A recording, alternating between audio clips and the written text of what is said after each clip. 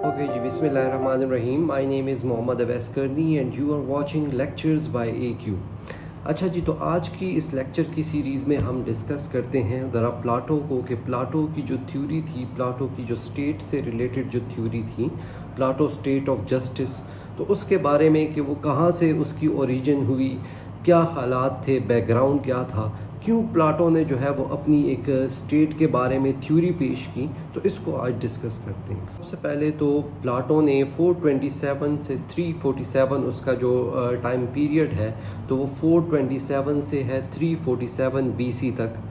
और Plato basically belongs to Greek, और Greek की एक सिटी थी एथेंस। तो एथेंस में हालात बहुत ख़राब थे, और क्यों ख़राब थे, क्योंकि उसकी रीज़न ये थी कि वहाँ पे डायरेक्ट डेमोक्रेसी थी। डायरेक्ट डेमोक्रेसी का मतलब ये है कि लाइक कोई रूलर नहीं होगा, कोई जो है एग्जेक्टिव नहीं होगा, कोई जो है मिनिस्टर्स नहीं होंगे। डायरेक्ट डेमोक्रेसी में होता ये था कि कुछ लोग, चंद लोग या ग्रुप ऑफ पीपल जो है वो बैठ के और एक चीज़ के ऊपर डिसीजन ले लेते। तो कोई उनका रूलर नहीं था, कोई जो है कोई उनका लीडर नहीं था, कोई एग्जेक्टिव नहीं था। तो इसको कहते हैं डायरेक्ट डेमोक्रेसी, कि जिसमें a group of people sit together and they make decisions regarding different things. जो भी कोई इश्यूज आ जाए तो उसमें एक ग्रुप ऑफ पीपल जो है वो, एक सर्टन ग्रुप ऑफ पीपल जो है वो डिसीजन लेते हैं। तो इसको कहते हैं डायरेक्ट डेमोक्रेसी। तो चूँकि एथेंस में जो है वो ग्रीक की जो एक सिटी है, वहाँ पे डायरेक्ट डेमोक्रेसी थी और वो वहाँ पे चल नहीं रही थी। प्लाटो है तो उसका जो उस्ताद है, उसका जो टीचर था, वो सोक्रेट था। तो सोक्रेटिस उसको कहते हैं, या सुकरात उसको कहते हैं। तो सुकरात जो है वो प्लाटो का टीचर था, और सुकरात जो है वो शदीद जो है वो अपोज कर रहा था डायरेक्ट डेमोक्रेसी के इस सिस्टम को, कि ये जो है नाकामयाब है, ये एक करप्ट सिस्टम है। तो सुकरात उस चीज़ के बड़े जो है वो ख़िलाफ़ था, और इसी ख़िलाफ़ होने की वजह से सुकरात को एग्जीक्यूट किया गया, उसको मारा गया, उसको कत्ल किया गया। तो अब ये जो सिस्टम था, चूँकि ये एक ऐसा सिस्टम था कि अगर इसके ख़िलाफ़ कोई बोलने लग जाए तो उसको हटा दिया जाता है, उसको ख़त्म कर दिया जाता था।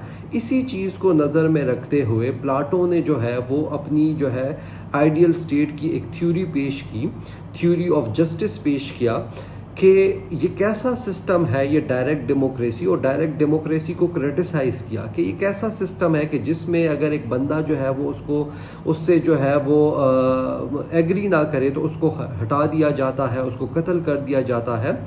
तो असल में उसके टीचर के साथ इस तरह हुआ। तो ये वो रीज़न्स थी जिसकी वजह से प्लाटो ने जो है वो अपनी थ्योरी ऑफ आइडियल स्टेट को प्रेजेंट किया। अब आ जाते हैं ज़रा इसकी आइडियल स्टेट थ्योरी के ऊपर, या थ्योरी ऑफ जस्टिस के ऊपर, कि जस्टिस किस तरह से प्रिवेल होगा। तो प्लाटो कहता है कि जस्टिस सोसाइटी के अंदर, एक स्टेट के अंदर इस तरह प्रिवेल होगा कि उसने स्टेट की क्लासिफिकेशन की, उसने सोसाइटी की क्लासिफिकेशन की, कि in every society there are 3 kind of a people, there are 3 categories of a people according to their instant he had divided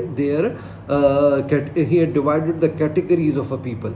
like उनकी इंस्टिंक्ट के मुताबिक, उनकी उसके पावर के मुताबिक, इंसान की हैसियत के मुताबिक उसने कहा कि सोसाइटी में जस्टिस तभी होगा जब आपके पास एक ऐसा सिस्टम होगा कि जिसमें जो बंदा जिस चीज़ में फ़िट है वो उसको उस काम पे लगाया जाए, तो तब जाके जो है एक अच्छी सोसाइटी बन सकेगी, एक अच्छा मुआशरा बन सकेगा।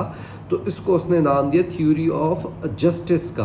तो जस्टिस कब होगा, उसके मुताबिक जस्टिस तभी होगा जब आप एक बंदे को अपनी, उसके पावर के मुताबिक, उसकी हैसियत के मुताबिक, उसके स्ट्रेंथ के मुताबिक आप उसको काम दें। तो उसने क्या किया कि basically in his ideal state उसने लोगों को कैटेगराइज किया, and he categorize the people in 3 different classes. और वो क्लासेस, फर्स्ट कैटेगरी है आर्टिजियन क्लास की, यानी वो लोग जिनमें डिज़ायर होता है, जिनमें ख्वाहिश होती है, जिनमें जज्बा होता है, जिनमें लालच होती है। तो वो जो टेक्निकल वर्क कर सकते हैं, तो आर्टिजियन क्लास को उन्होंने अलग कर दिया, यानी वो लोग जो पढ़ते लिखते कम हैं और जो आप उनसे प्रैक्टिकल काम, टेक्निकल काम ले सकते हैं।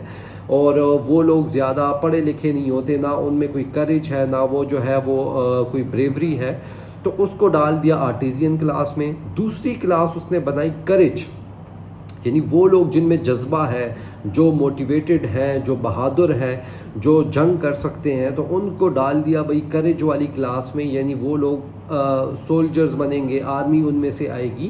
اور تھرڈ جو کیٹیگری ہے تو وہ لوگ ہیں جن میں وزڈم ہے، جن میں عقل، فہم ہے، سوچ ہے، تاکہ وہ جو ہے وہ لیڈرز بن سکیں. تو 3 کلاسز ہیں ہمارے پاس پلاٹو کے اسٹیٹ میں. وہ لوگ جن میں لسٹ ہے، جو کہ ٹیکنیکل ورک کر سکتے ہیں، تو ان کو الگ کلاس میں ڈالا. وہ لوگ جو بہادر ہیں، کریجیس ہیں، ان کو کل کو جو ہے وہ فوج میں جانے دیا، بریوری ہے ان کے اندر، سولجرز بنے وہاں سے. اور تھرڈ کیٹیگری جو بہت کم کیٹیگری ہے، جو بہت کم لوگ ہوتے ہیں جن میں وزڈم ہوتی ہے، جن میں پڑھنے لکھنے کا شعور ہوتا ہے، عقل ہوتی ہے، تو ان کو لیڈرز والی کلاس میں ڈال دیا. سو 3 کیٹیگریز بنائیں، اور 3 کیٹیگریز کو لوگوں کو دیکھ کے ان کے مطابق جو ہے ان کو چیزیں جو ہے وہ دی گئی، ان کو ان کیٹیگریز میں رکھا گیا. تو پلاٹو کے مطابق ایک آئیڈیل سٹیٹ تبھی بن پائے گی جب لوگوں کو ان کی انسٹنکٹ، ڈومیننٹ انسٹنکٹ کے مطابق جو ہے وہ کام دیا جائے گا.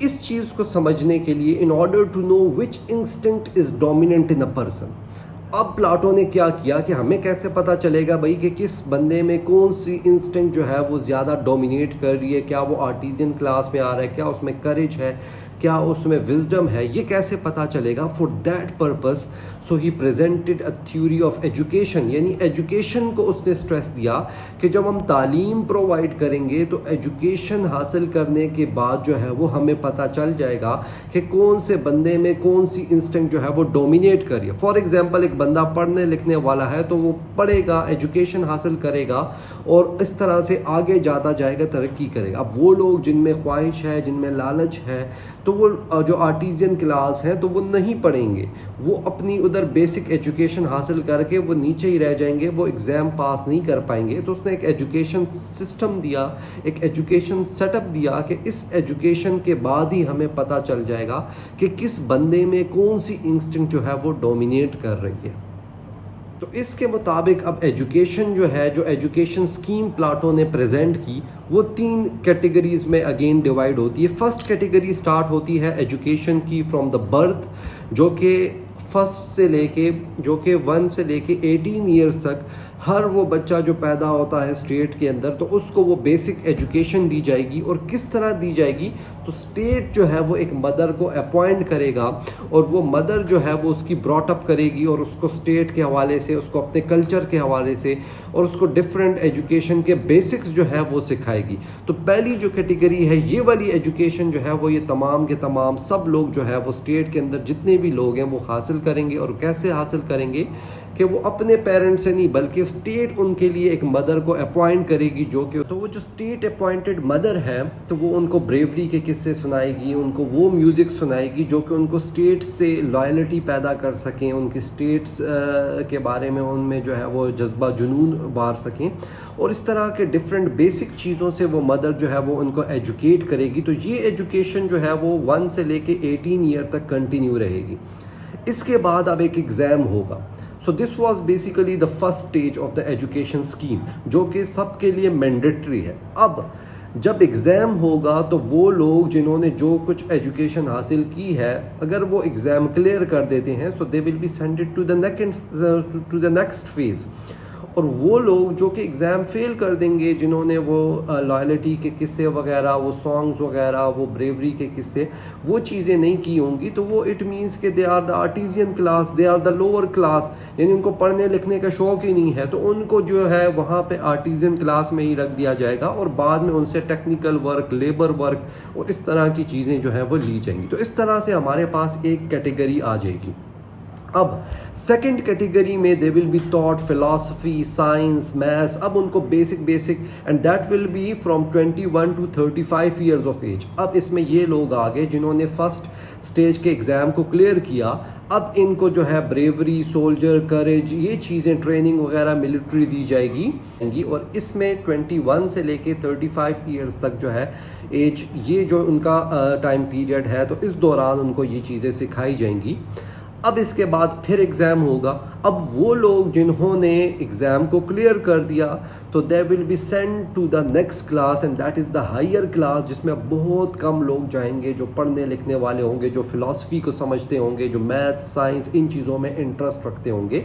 सो they will be send to the next class which is the higher class, wisdom class. यहाँ से लीडर लिए जाएंगे और वो लोग जिन्होंने इस सेकंड स्टेज को फेल कर दिया तो वो जो है वो करेजियस क्लास में आ जाएंगे और वहाँ से फिर वो आर्मी के लिए सेलेक्ट होंगे, क्योंकि मिलिट्री ट्रेनिंग्स वगैरह उन्होंने की होगी और थोड़ी बहुत बेसिक एजुकेशंस भी इनको आती होगी. तो वो लोग जो है वो करेजियस क्लास में आएंगे, वहाँ से सोल्जर्स आएंगे, वहाँ से आर्मी आएगी. और ये जो नेक्स्ट जो हायर क्लास है जहाँ पे बहुत कम लोग गए हैं तो वो वहाँ से फिर लीडर्स बनेंगे और उस लीडर को जो है फिलोसोफर किंग का नाम प्लाटो ने अपनी आइडियल स्टेट की थ्योरी में दिया है.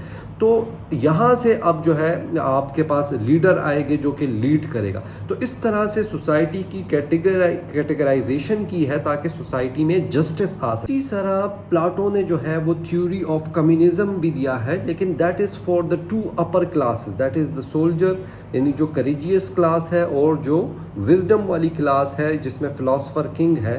तो इस तरह इन दो के लिए स्टेट ने जो है थ्योरी ऑफ कम्युनिज्म पेश किया. और थ्योरी ऑफ कम्युनिज्म ये कहती है कि ये जो दो क्लासेस हैं ये कोई प्राइवेट प्रॉपर्टी, प्राइवेट लैंड, कुछ भी ये प्राइवेट ओन नहीं कर सकते.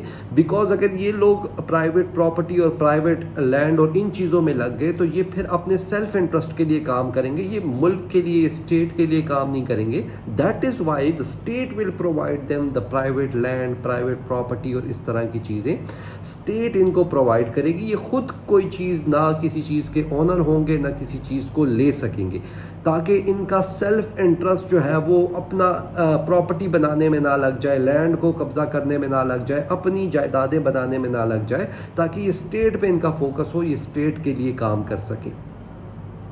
कम्युनिज्म ऑफ प्रॉपर्टी के जो दो अपर क्लासेस हैं, द रूलर क्लास और the soldier class, they can not buy a property, they can not own a private land. इसी तरह कम्युनिज्म ऑफ फैमिली भी है, यानी जो अपर टू क्लासेस हैं they are not allowed to marry. यानी वो क्या करेंगे, अब इन दो क्लासेस के जो लोग हैं वो कुछ टाइम के लिए जो है वो अपना पार्टनर चूज़ करेंगे और पार्टनर भी उनकी तरह इंटेलेक्चुअल क्लास का होगा, उनकी ही मेंटल कैपेबिलिटीज़ रखने वाला होगा.